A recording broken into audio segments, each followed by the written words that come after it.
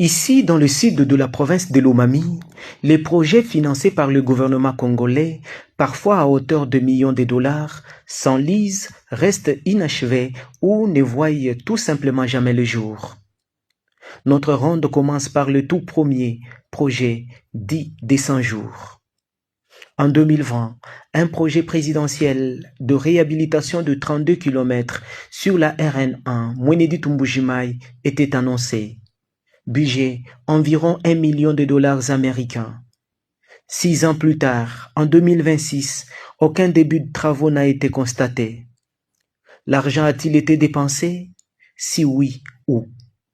Deuxièmement, nous avons eu le projet de la construction d'un pavillon hospitalier sur fond de rétrocession nationale. Coûte 435 000 dollars américains. Aujourd'hui, le chantier de l'hôpital général de référence de Tchamala est à l'arrêt. L'entreprise a disparu. Les malades, eux, attendent toujours dans des salles presque de confinement. Grâce à une attention spéciale du président Félix Tshisekedi, Mweneditu avait été ajouté à la liste des villes bénéficiaires du projet Tshilejelo.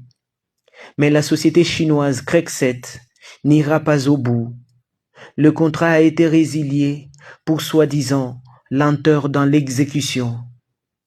Un espoir de plus s'envolait. La société qui a repris le chantier n'est jamais arrivée à Mweneditu malgré la relance tambour battant à Cabinda en présence du gouverneur. Il y a près de 3 ans, le projet d'éclairage public et de centrale photovoltaïque avec cancer était lancé. À ce jour, pas de panneaux solaires, pas de lampadaire complet. En décembre 2025, l'on a parlé de résiliation de contrat. Pendant ce temps, la nuit reste reine sur toute l'étendue de la ville de Mweneditu. Le programme de PEDEL 145 territoires, lui aussi, connaît des soucis dans le sud de Lomami. À Luputa, chef-lieu du territoire de Lwilu, un centre de santé moderne et 2 écoles moisissent bien que près. À Kachisungu, cité royale Kanyok, une école moderne attend désespérément sa finition.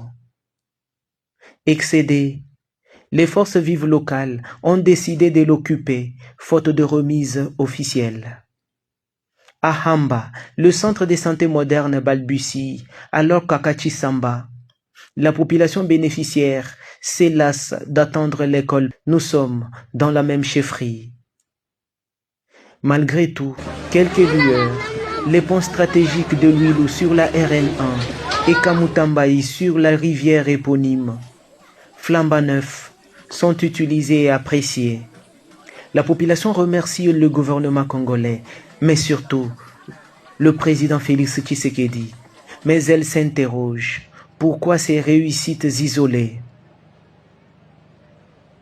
D'un projet à un autre inachevé, le projet Prise, qui devait amener l'eau potable à Kalindagar et à Wikong il y a 4 ans, rien n'est arrivé. La population de ces 2 agglomérations n'a plus confiance. Les équipes de prise sont devenues invisibles. Que deviennent les fonds publics?